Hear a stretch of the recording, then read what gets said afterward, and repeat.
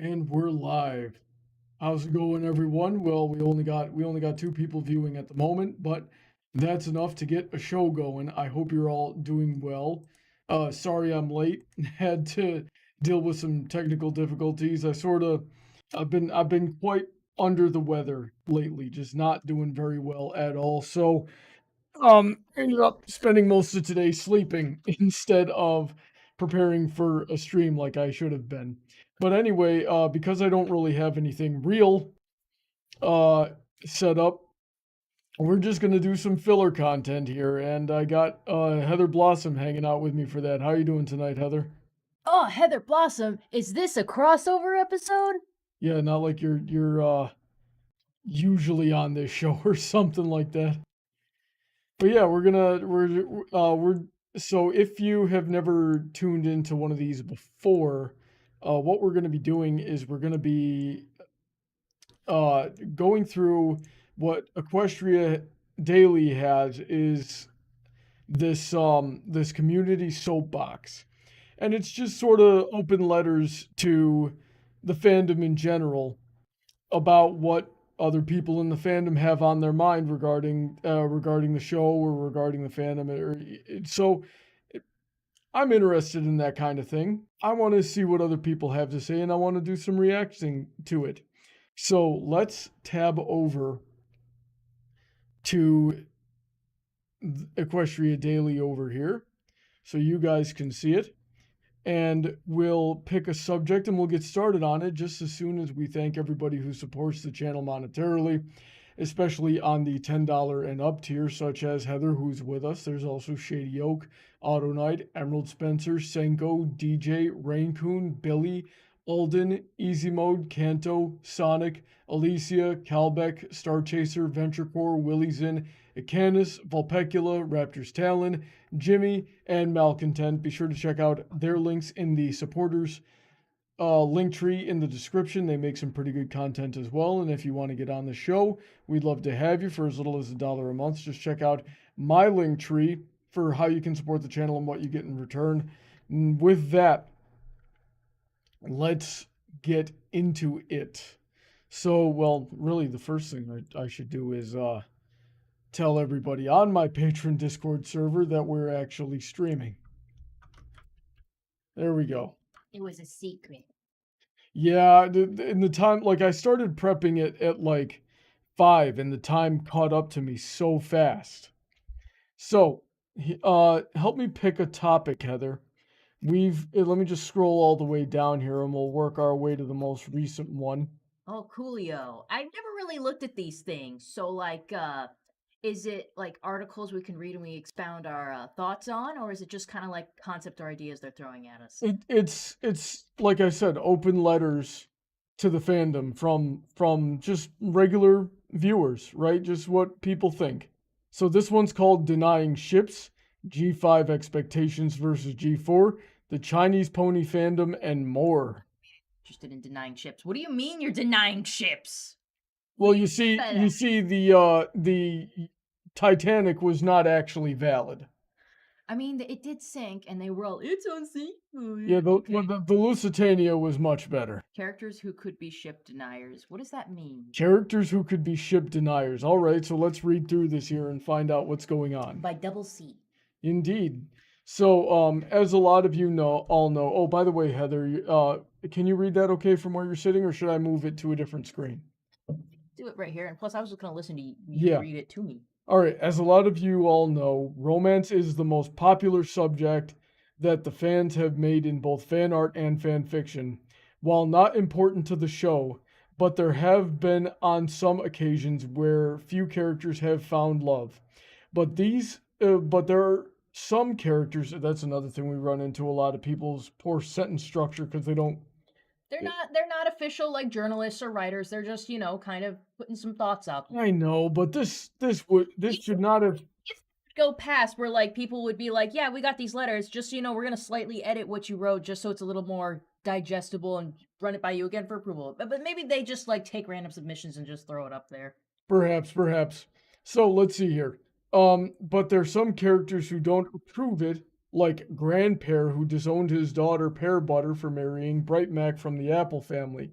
Having a character who's against romance would play a role in a new generation what could have been in Friendship is Magic. One character in Friendship is Magic that I would have liked to see a ship denier is Shining Armor. To me, Shining could have represented one of the fandom's view. It could have represented the fandom's view on Twilight and Flash being a couple. I've read many fan fictions and fan art that Shining at the beginning did not like the idea of his sister dating one of his guards. In the comics, Cadence dated Buck Withers, who was more interested in fame and money than loving her. So this would make Shining do overprotective things like tell Flash to break up with her, or send guards to spy on them, which ends with everyone, including Cadence, being made at him. Okay. Or mad, perhaps, with no spell check. I'm not gonna hark on board. I'm not gonna do it. I'm gonna do it. This would have represented of how the fandom viewed Flash and his relationship with Twilight in the beginning, but instead try to know him better, that he is willing to help others. If there is one evil thing that Opaline would order Misty to divide the pony races is getting two as a couple. Did you follow that sentence at all? Yes! I know how to read dumb. Hold on, I'll take over. While Sunny and Hitch is a potential couple because of being childhood friends, but Zip and Hitch has gained momentum since the start of Make Your Mark. While all the Pegasus and Earth ponies would be against it, especially Queen Haven wouldn't appreciate for her daughter and heir to love an Earth pony, romance deniers are really no different from friendship deniers, like when Twilight didn't want Starlight being friends with Trixie. They can cause disharmony and distrust not just with a potential couple, but also with others that support them. So it can fit in the My Little Pony narrative, both in FIM and Make Your Mark with good writers. Besides Shining Armor and Queen Haven, what other characters do you think would be ship deniers? So this was a bit different than what I was thinking. I was thinking this was going to be an inter-fandom letter being like, hey, ship deniers, people who say you shouldn't ship a particular couple because of this, that, and the other thing. But this is like within the canon of the show, they're talking about like, hey, what about people who want relationships to not happen? It's an interesting term to coin for it, ship deniers. I don't know if people wildly use it like that. Though I will say, I think there's a problem here. Guys, I have read Gen 5, and there is a romance between two different characters of the pony race. I guess I'll just get away, because who cares? Queen Haven is with Alphabettle.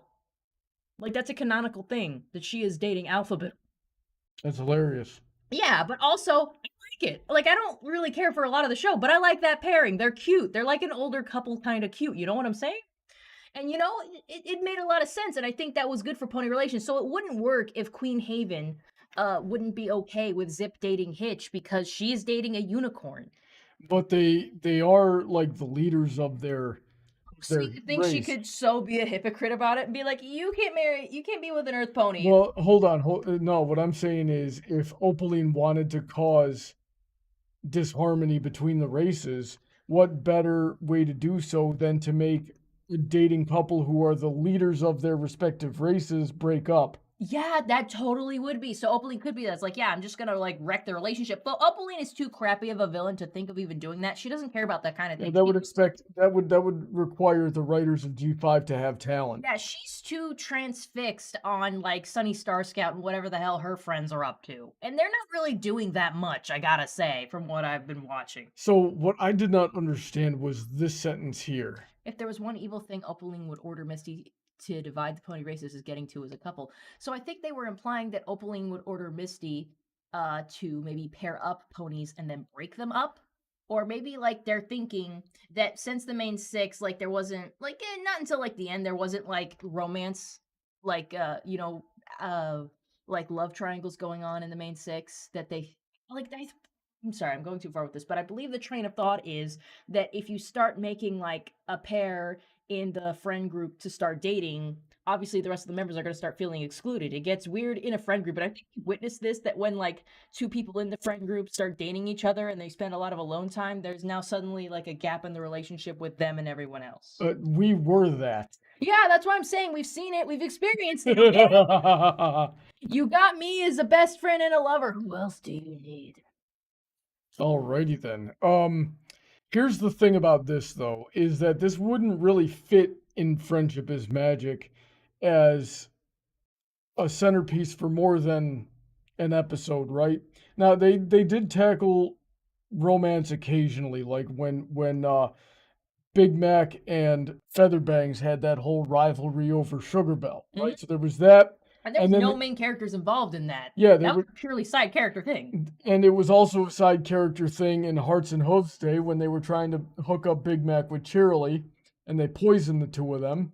There was one time when it was Rarity, Simple Ways. Rarity was trying to get the attention of Trenderhoof, but he was all about Applejack. Right. So the whole purpose of the show is, in the title, is friendship is magic. Yeah, it's all friendship. And yeah, so it needs to be, and there's a lot to learn in friendship, and you need to be a good friend before, long before you can be a good lover. Yeah, I was about to say, like, the ultimate form of friendship is being a lover to someone else, because who can you love other than someone who has been the greatest friend to you? Yeah, so it wouldn't fit in the show. However, it would have made a good comic. Like what they're talking about here, if they had decided to give Twilight a love interest, or any of them for that matter, that would have made a really good like IDW, probably like a short series. Yeah, I definitely love that. I definitely would have loved it. And then there was one of the Friends Forevers where the Flim Flam brothers were beefing over a romantic rivalry, and then Granny Smith had to put them back together. Yeah, no, they weren't beefing anymore, but they were like separated and oppressed because she ended up, like, the chick they were interested in ended up being like, I don't want either of you. You keep fighting in front of me. Fuck off. Let's see here.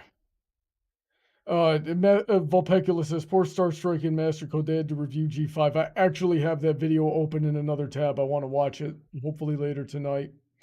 Why G5 doesn't need to live up to the expectations of G4. It doesn't, but it could at least be, like, better. All I want is for it to be good. It doesn't need to be the same. I just want it to be good, and it's not. The fandom has really been trashing G5 lately. Lately? Since the first teasers came out, since the first promotional material images. I was there since the beginning of G4. Hey, so was I. Creed Analyst. Okay. That's a good name, Creed Analyst. All right. I'll give him that. I wonder if he makes videos. I was there since the beginning of G4, so I know how beloved everything was back then. It was a really cool experience to see many people hyped up for something so out there. That first season of the show was just so well done, with so many memorable moments and episodes that people loved. We're getting a little redundant here, sir. Some of the later seasons did kind of make people move on, but overall it was a wonderful experience for the whole 9. G5 was always going to struggle to live up to those promises. Listen, it promise me anything. It wouldn't have needed to live up to those promises if it wasn't a direct sequel, if it wasn't supposed to take place in the same universe. Now, especially when a lot of the people coming back for it were people that originally quit G4. I had not heard that. Did we take a poll on that?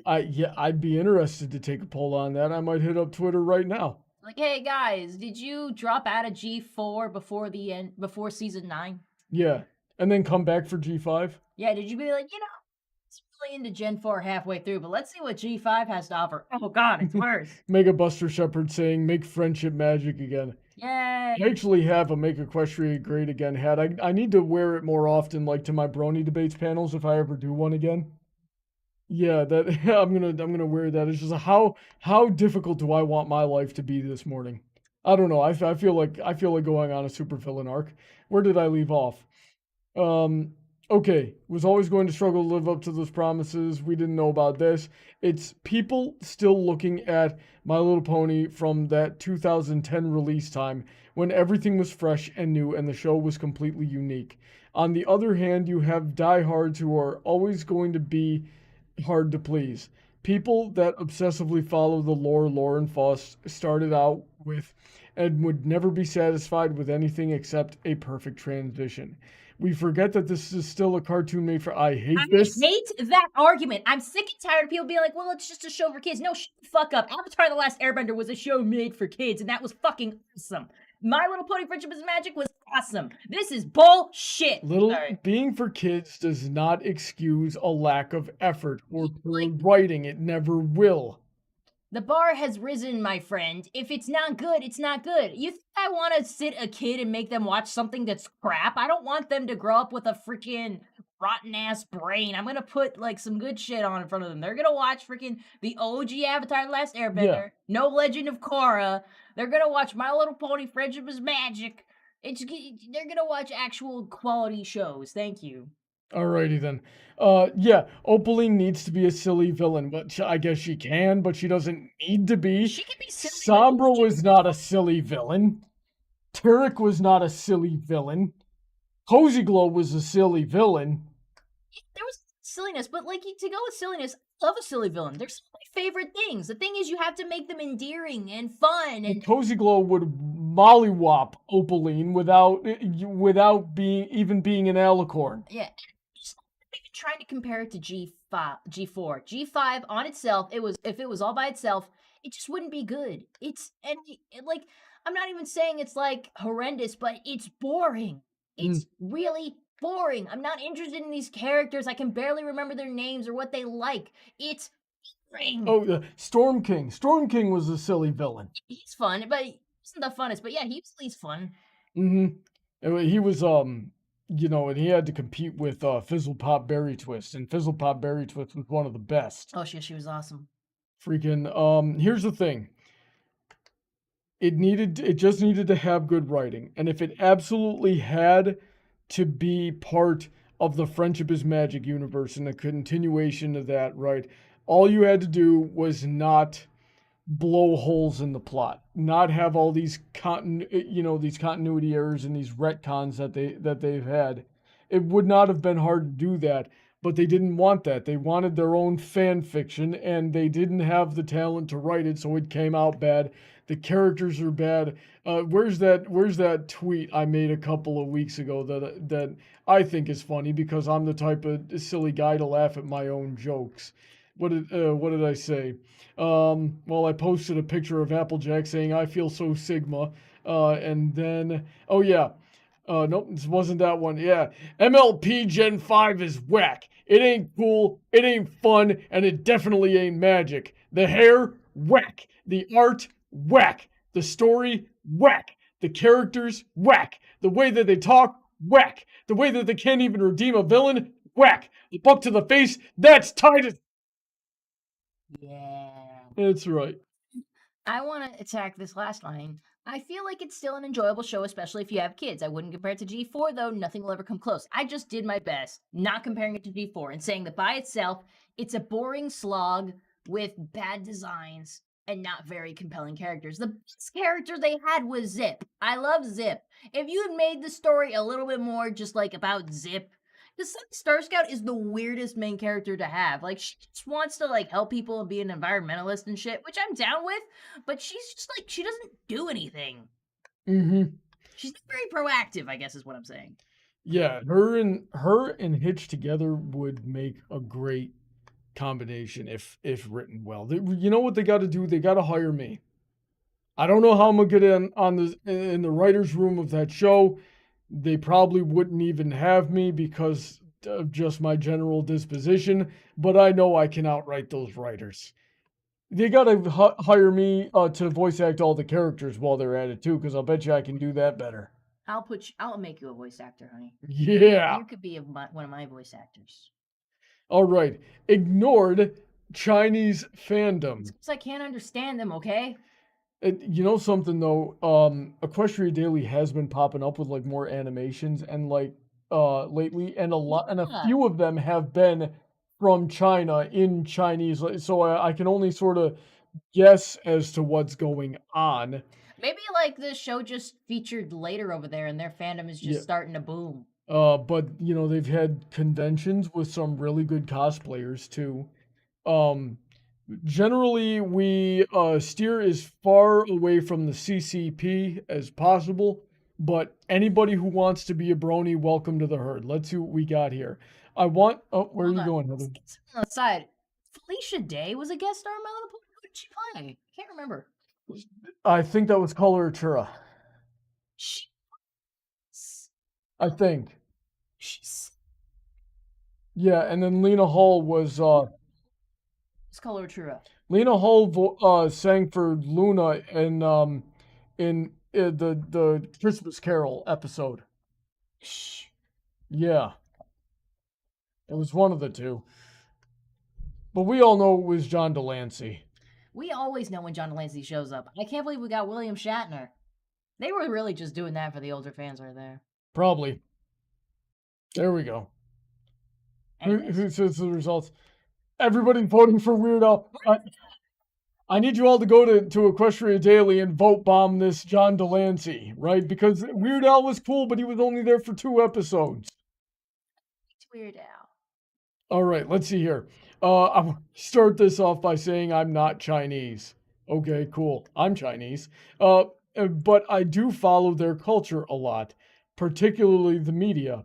Outside of the usual movie and music and movie scene, they tend to parrot our own fandoms around games and cultures. One specific one that has grown tremendously over the past few years is the Chinese Brony fandom. They have hundreds of thousands of members from all age groups and conventions that rival even the USA ones these days. There are creators who aren't ever looked at on the USA side, making just as good plushies and art as the West. The video and animation scene in particular is vast over their Billy YouTube clone with hundreds of people making pony music videos and animations.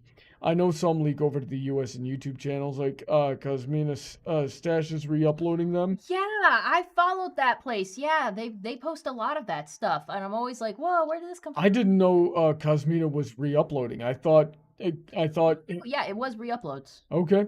But that barely scratches the surface. I highly recommend exploring that site sometime and seeing what people are coming up with. You'd be surprised at how well things, that the level of quality you put into them. Yeah, so like I was saying, some Chinese Brony stuff has been coming over through Equestria. I get all my stuff through Equestria Daily, so when they post something, that's when I see it. And it has been really good. I would be wary of going on any Chinese-owned site because you're likely going to get your computer bugged by the CCP, and we don't really want that. But here's the thing: is I don't think the Chinese fandom is ignored necessarily. I think that there's a lot of you're just more likely to deal with the internet that's local to your country. Yeah, you're not gonna find a lot of stuff like, especially if you don't even speak Chinese or anything like that. You aren't looking things up in Chinese. Why would an algorithm boost to you something that's in a language that it knows you don't understand? Yeah, it's most likely going to try to find you stuff. Your algorithms are going to find you stuff that's close to you. So like I get it, my viewers are pretty much all American with a little bit of Canadian and a couple in the United Kingdom, and that's it, right? So everybody is English because as much as I'd like to be, I'm not bilingual yet. So this guy, and he gave himself away right here. At least he doesn't really realize what's up. He says, I am not Chinese, but I do follow their culture a lot. So he is actively looking for these things, and that's why he's able to find it. Yeah, you gotta kind of have your ear to the ground on that. I only came across Cosmia's stash kind of like, coincidentally, and I'm sure it gets fed to me a little bit more because, like, I started the interaction myself. Like, it was completely random. Mm-hmm. All right, so that's the bottom of this one. Shall we move on? We shall. Alrighty then. Next one up, we've got G5 Music Remix Potential, Winter Wish Day Simple Story, and Spike versus Sparky. I think this is going to be a lot of Generation 5 stuff that we're not going to really get. I mean, I watched some of G5, I've got a bit to go, but yeah, we're not, I can't really comment on Music Remix Potential. Winter Wish Day is a Generation 5 thing, and Spike versus Sparky is another Generation 5 character with Generation 5 Spike in it.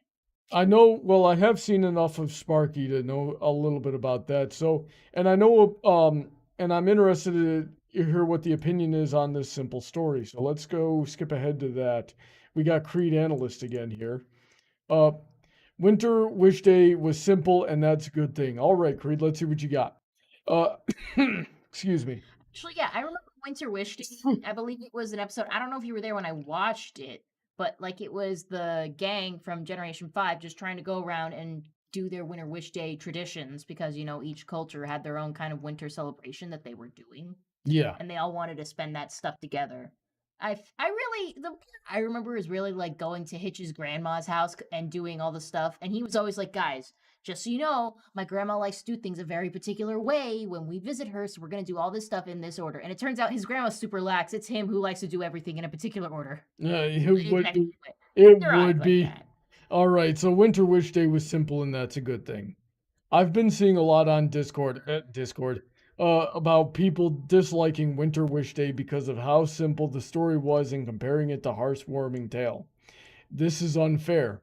Not every holiday themed episode needs to be on a grand level. This was much more like the Best Gift Ever special. The Best Gift Ever special was not a simple story.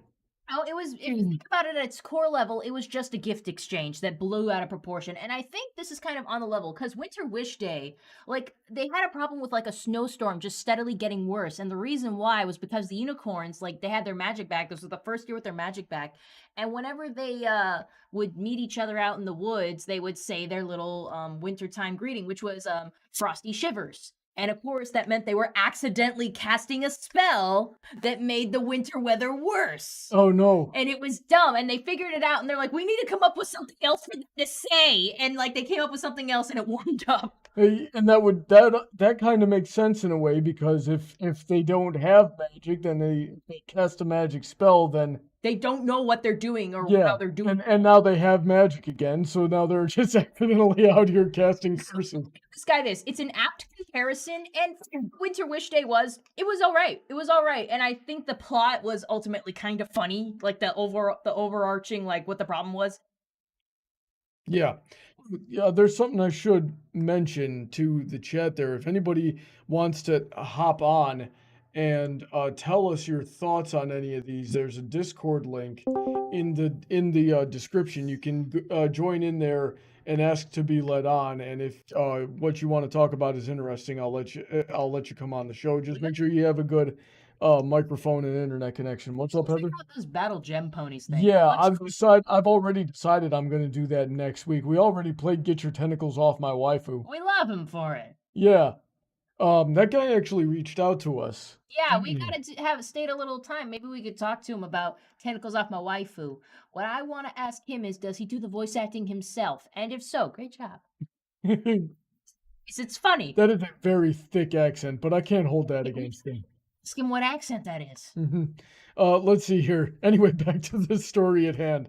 Others are disappointed that it wasn't Opaline behind everything, or even Misty, or the lack of Misty. So specials for series tend to not follow the actual overarching story, though. They like to introduce brand new concepts and give us the view of the characters from another angle. And the people complaining about unicorns not noticing their horns glowing when they said the magic words, let's realize unicorns aren't used to their magic yet. It's unfair to expect them to know everything about it when everyone still has no idea what's going on.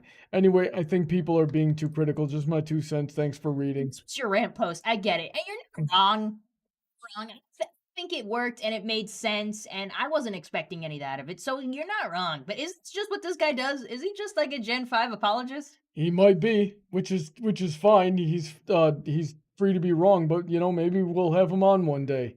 I'll have to look up Creed. I'll just type in Creed Analyst on YouTube here and see if anything comes up real quick. Creed Analyst, come on the show. Tell me, I don't know what I want you to tell me. I want to have a conversation, I guess. There's Master Code. Yeah. Master Code, are you Creed Analyst? He might be, gosh darn. Master Code!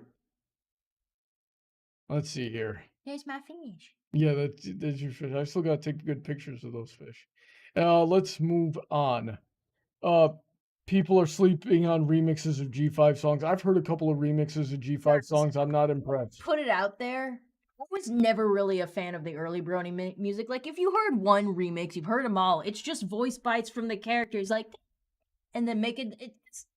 Look, I didn't think they were very good to begin with. And, sure, remix the songs if you want to, but I'm past that point. I'm kind of tired of remixes. Yeah, so I'm going to skip that one. Difference between Spike and Sparky. Okay, well, one of them's an actual character, first of all. I don't... It's the baby dragon, isn't it? In yeah. N5? It's an actual baby. We always called Spike a baby dragon, but he was clearly like a kid preteen. kind of deal. Sparky is a literal infant that cannot speak or do anything yet. He's also one of that show's like do anything buttons, which sucks. I was fine with Sparky. It's a fucking baby character. What are you gonna do? I don't know. Sparky Sparkeroni has been a cutie addition to the main 5 story, both in Tell Your Tale and Make Your Mark. But Sparky is different from our favorite dragon, Spike from Friendship is Magic. While both were apparently abandoned as eggs and raised by ponies, but they have different viewpoints. He doesn't have viewpoints yet. TV. And Double C, okay. The most obvious is how they are viewed by their main caretaker. Twilight for Spike and Hitch to Sparky. Now, this is an interesting thing to examine, because when you really analyze, like, because Hitch has clearly taken on, like, this is my fucking child, and if you do anything to it, I will destroy you kind of deal. Like, that is his literal son. Yeah. It was, like, almost like a pseudo-younger brother thing. Mm-hmm. She definitely took care of him, but as we saw in, like, what was it? The one where they were trying to break into the castle and trying to beat Shining Armor. What was that called? Oh, I forgot the title of it, but I know which one you're talking about. But yeah, like we saw in the flashbacks. Sparkle 7. The Sparkle 7. Yeah, like we clearly saw there that Spike was adopted into like the family as a whole. He's essentially like another child that was brought in. So there's a different familial bond there. He definitely had a closer connection to Twilight because she hatched him, kind of like her responsibility, but it's a little bit different. Mm-hmm. Rusty says, I did have something to say about this kid's arc. Yeah, so let's finish this and then we'll let Rusty on the show. The most obvious, how they're viewed by their caretaker. Since Hitch is an adult, he has no problem being Sparky's adopted father because he wanted to take responsibility for Twilight.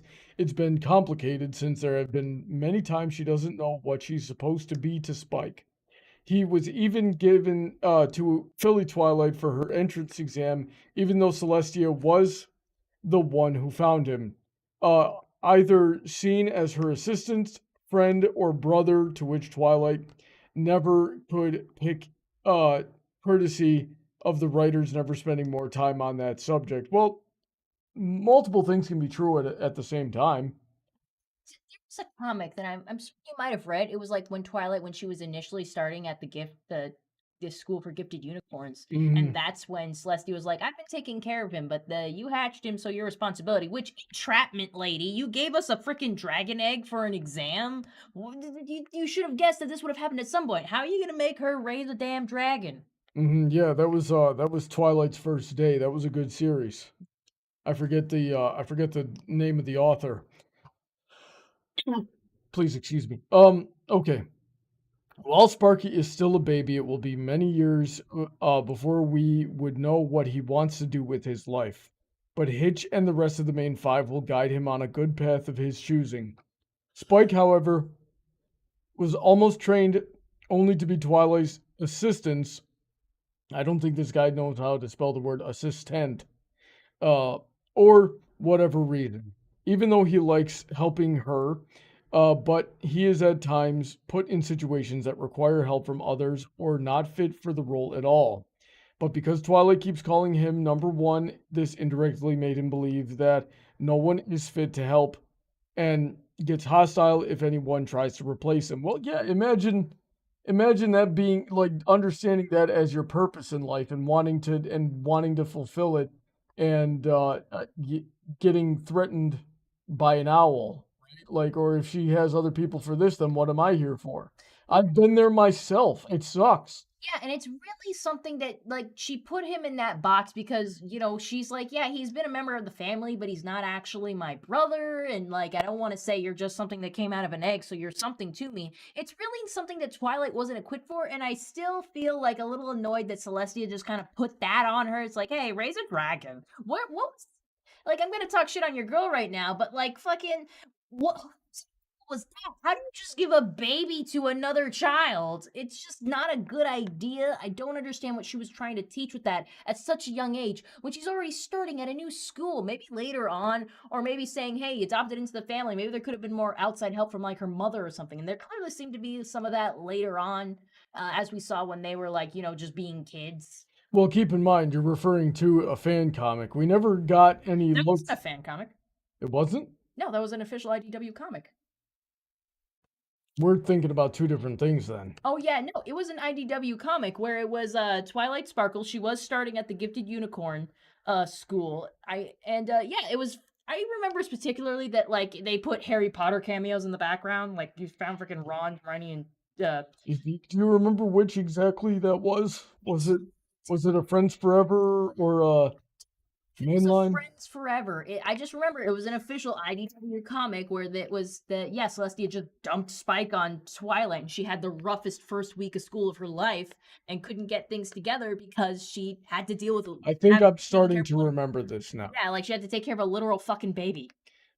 Interesting. So Sparky may have a better life growing up if Gen 5 has time skip episodes, specials, or movies. Spike, on the other hand, had it rough throughout the seasons with many problems.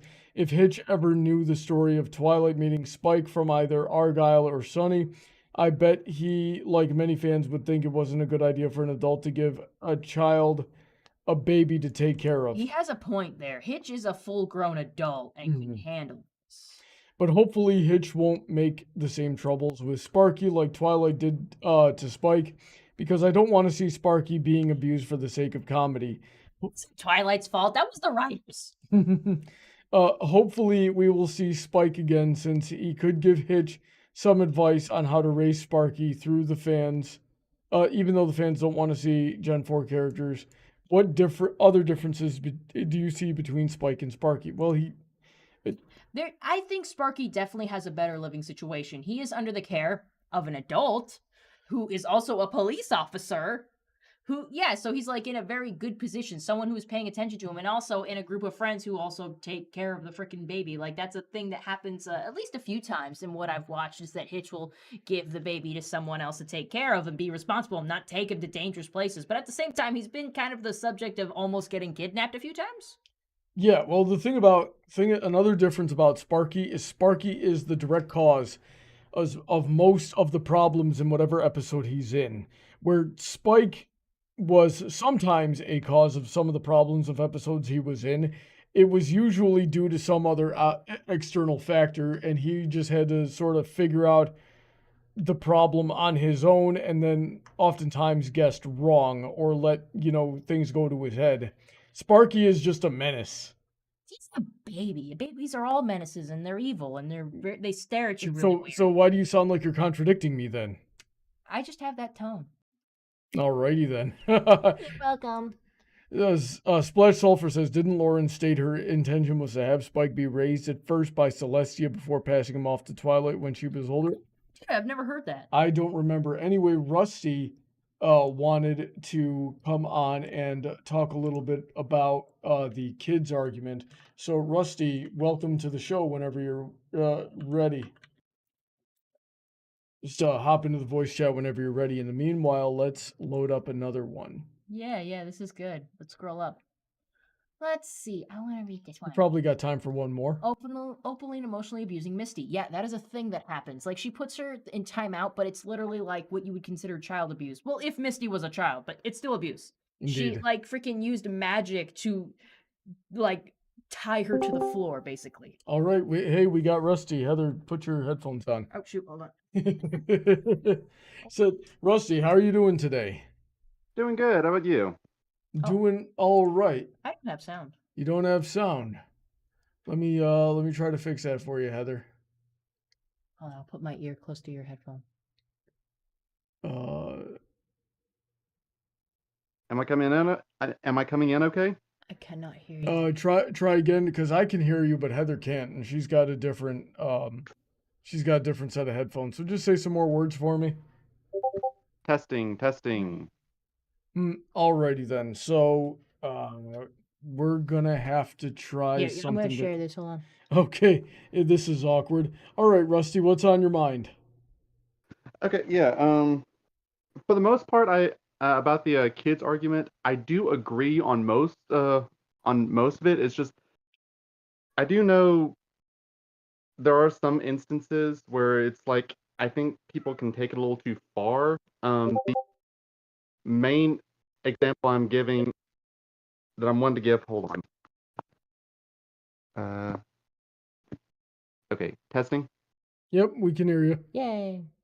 Okay, yeah, I heard a bit of an echo on my part, and it was a little distracting. Anyways, one example I was wanted to give was Rarity Investigates. They,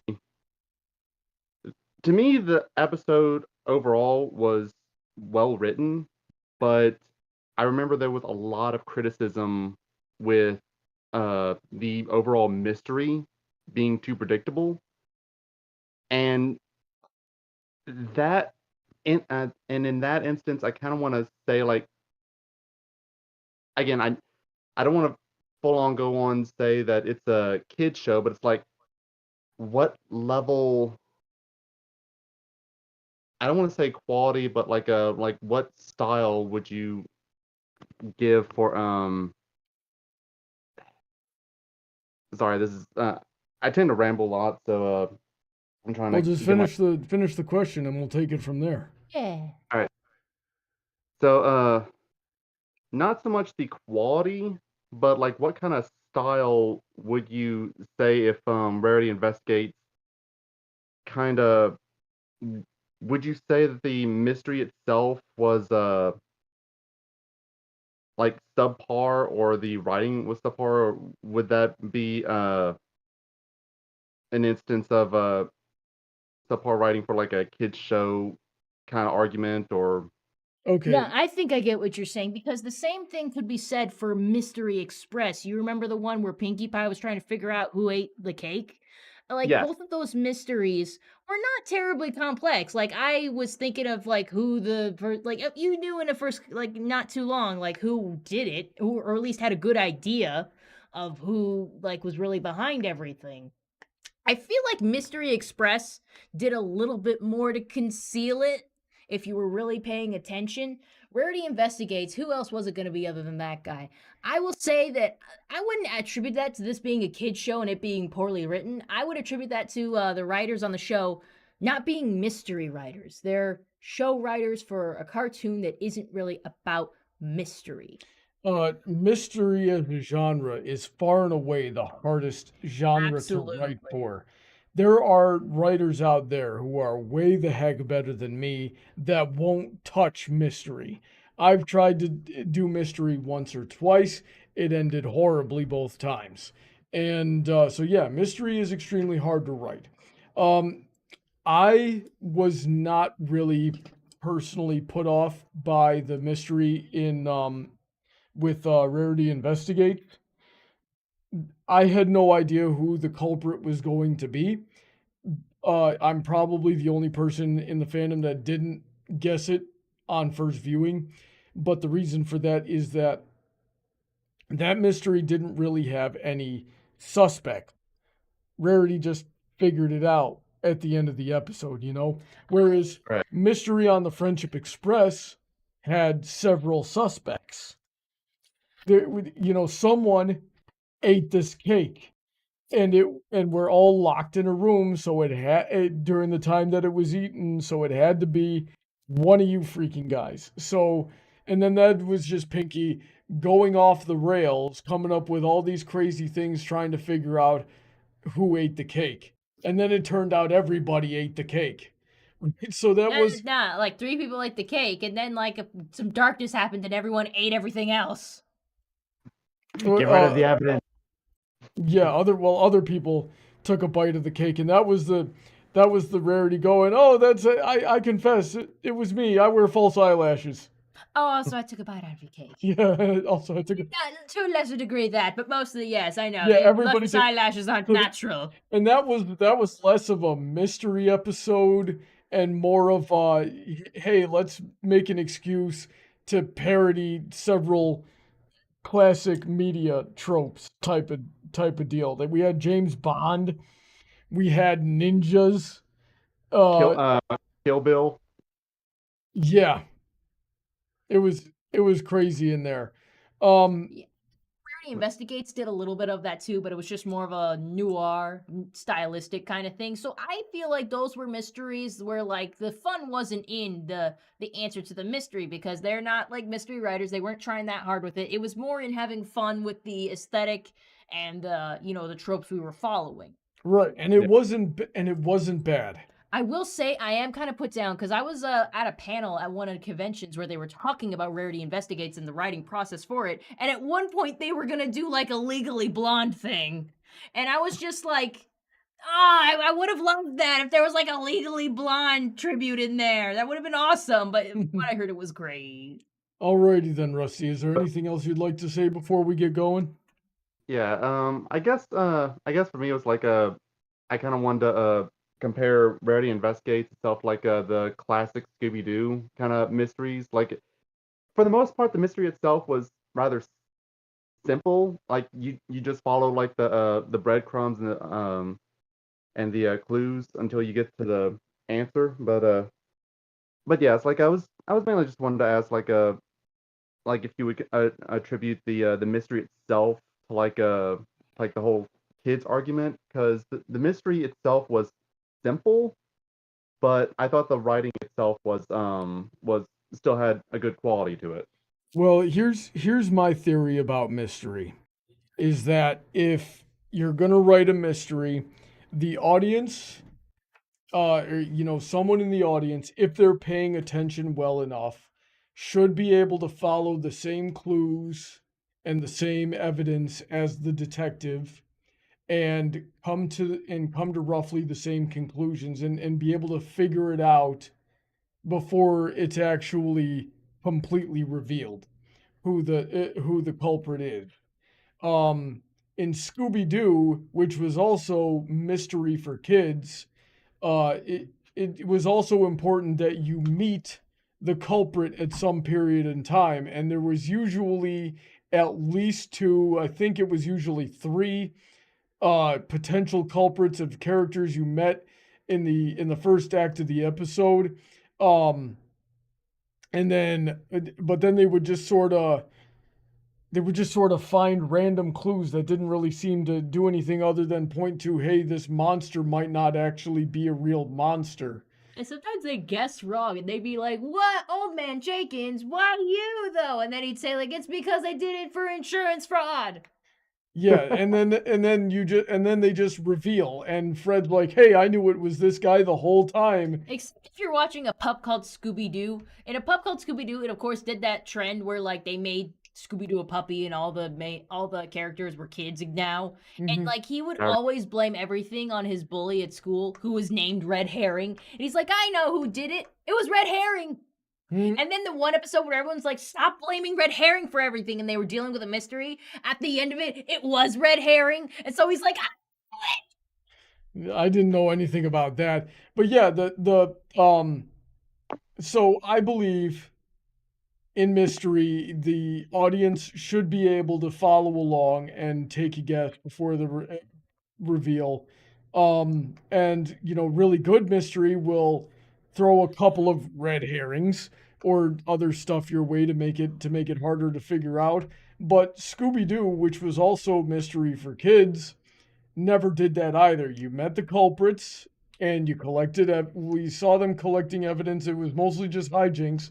And then at the end of it, Fred and or Velma would always just be like, "Yeah, I knew it was always this guy because of these random things that we saw." And sometimes they correlated with things that made sense, and sometimes they didn't. So, yeah, for the most part, the mystery episodes weren't. I think I agree with Heather here. They weren't necessarily supposed to be mystery episodes. They were a friendship lesson wrapped around the parody of mystery with with a veil of mystery. You know what I mean? "Oh yeah." Yeah. Alrighty then. So thanks for coming on the show, man. That was a good conversation. All right, thanks for having me. Yep. Let me see here. So I forgot I got to do that. Also, it's 7:00. It is 7:00. So let's talk about this first one right here, and then we'll get going here. Does anyone else get some seriously awful feels from the way Misty is treated by Opaline? Can go into it about that. I don't know about you guys, but one of my very good friends was in a relationship like that for almost 5 years. He'd constantly string her along with rewards while being horribly abusive. She was convinced he loved her because, despite telling her she was useless in one sentence, he'd buy her something flashy and tell her she was everything to him in the next. The amount of time she came to me crying puts me a pit in my stomach, even thinking about it, and her self-esteem hasn't recovered. I feel very sorry for your friend here, Horseris. Horserus, I think. Horseris, yeah. Their entire relationship seems to be built on lies about what happened in the past, and she apparently doesn't know anything else. Okay, so we're dealing with a classic narcissist. Yeah, and you know what? That's what Opaline is. It's actually, I see why this reflected to them so much, because Opaline is cartoonishly that, but it's a straight correlation. She is very narcissistic. She talks about nothing about how great she is. She's constantly mistreating Misty, but the moment it even looks like Misty doubts her or isn't afraid enough of her, she goes like, if you do this, I'm certainly going to get you your cutie mark. Or like, well, you've done this, so I'm going to reward you with this. Just know that I'm the only person here for you. It's clearly abusive. She has Misty completely isolated, and also Misty doesn't have a cutie mark, so there's something that she thinks Opaline can give her that no one else can, and that's getting a cutie mark. Mm-hmm. So yeah, it's a very a very blatant example of abuse, because like I told you, like there was one point where Opaline basically said, you're going in timeout, which you think sounds light, but she literally uses magic to glue her hooves to the ground so that she cannot move, and she was going to leave her like that for hours. That is grade A abuse right there. Yeah. So I haven't seen that yet. I do have to watch G5 eventually, because someone did challenge me to a debate about G5. But yeah, that, if what you're saying is true, that sounds pretty accurate. Oh, it's true, So, right? I really hope there's some kind of serious punishment for Opaline in the end. Emotional abuse isn't punished nearly enough in our society, and this manipulative alicorn asshole deserves to lose hard. Oh my god, we can curse in these letters? I'm gonna send a letter. Okay, yeah, what letter are you gonna send, Heather? I'm gonna talk about how Starlight Glimmer is the fucking worst. If you guys want a preview on that letter, go to my YouTube channel. I just uploaded a YouTube video that isn't scripted in the least bit, and it's just like someone on TikTok was like, hey, tell me about the character you despise. And I was like, I tagged Kun in it because I knew Kun wanted to hear me rant about this. If you guys have ever been on my stream, you've heard me rant about Starlight Glimmer at least once. It happens all the time, and it's mostly Kun's fault. You know what? I've decided next week on Brony Debates, we are going to do Starlight versus Sunset Oh my god. as a debate. And we're just going to get it all out there, because unironically, Heather, the more you trash on Starlight Glimmer, the more I like her. You're such a fucking controversial bitch. You just want I am the Brony king of controversy, okay? contrarian. I am You don't like her, she's stupid. You don't like her, she's likes her. No one actually fucking likes her. I do like her, though. No, you don't. I do think she's cool. I think she got a lot better. I think, and like, you hating on her so much. Here's the thing, Heather. You're creating your own worst enemies. Shut the fuck up so I can explain myself. Here's the thing. You are creating your own worst enemies, right? Because you hating on Starlight so much made me think about it, right? And when I thought about it, you know what? How many times I've come back to this and tried to think about it and just be like, yeah, and that's fine, okay? But when I thought about it, I came to the realization that Starlight had the most believable and realistic villain redemption out of everyone, and is one of the most believable, realistic, well-paced character arcs in the whole show. to say that you're wrong. I'm just gonna say I think she's an asshole. It doesn't make her not a dick. It doesn't make her any more bearable. It doesn't make her hair not stupid. Do you want to fight with Rusty? We're running out of time. Yeah, we are running out of time. Sorry, Rusty. Rusty, come join the Patreon and fight with me next week. He is on the Patreon. Well, come fight with me next week. Alrighty then. So I hope you all enjoyed that. Where the heck is my OBS? I'm trying to click OBS. There we go.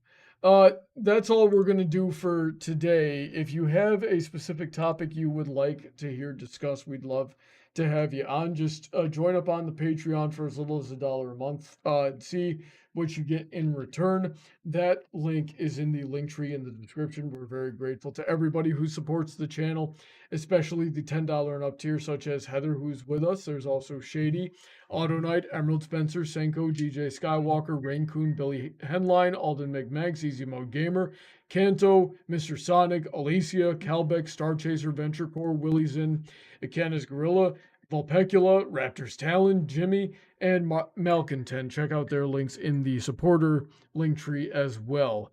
With that, in just a few minutes here, I'm going to be going live again to play a Brony game that came out a couple of weeks ago, or was announced as finished on Equestria Daily. It's called Ergosphere. It looks cool. It's supposedly a hack and slash game. Yes. Yeah, but I have decided we're just gonna do more Brony gaming on this channel here. I'm still trying to work out the finer details as to my streaming schedule. I don't know if I'm going to switch to Sundays permanently yet. So just stay tuned. And just as a general announcement here, my health has been falling apart the last couple of months. So hopefully it will continue to go on for a little bit longer than I think it's going to go on. Anyway, we'll see you back here in just a few minutes to play some hack and slash games here. Heather, are you going to hang around with me, or are you going to go? Hang with you, but I'm going to go pee first. Yeah. So you say good night, everybody. I'll see you in a minute. I'm going to go pee. Good night. Have a good night, everybody. Stay safe. God bless. We'll see you next time.